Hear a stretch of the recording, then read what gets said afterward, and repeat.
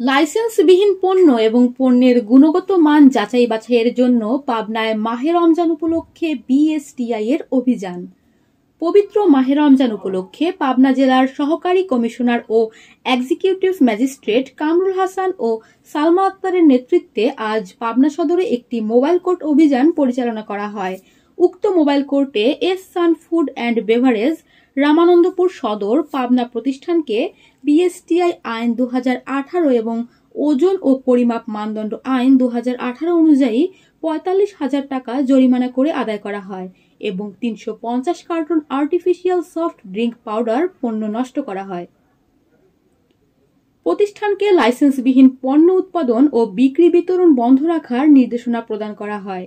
উক্ত কোর্টে বিএসটিআই পাবনা অফিসের পক্ষে প্রসিকিউটর হিসেবে Mohammad Shahidul Islam, field officer CM ও উৎপল কুমার, পরিদর্শক মেট দায়িত্ব পালন করেন। এছাড়াও উক্ত কোর্টে বিএসটিআই পাবনা অফিসের অফিস প্রধান জনাব ইসরাত জেরিন, উপপরিচালক পদার্থ মোহাম্মদ শহীদুল ইসলাম, সহকারী পরিচালক সিএম ও মোহাম্মদ আজিজুল হাকিম, সহকারী পরিচালক মেট উপস্থিত থেকে কোর্টকে সহযোগিতা করেন।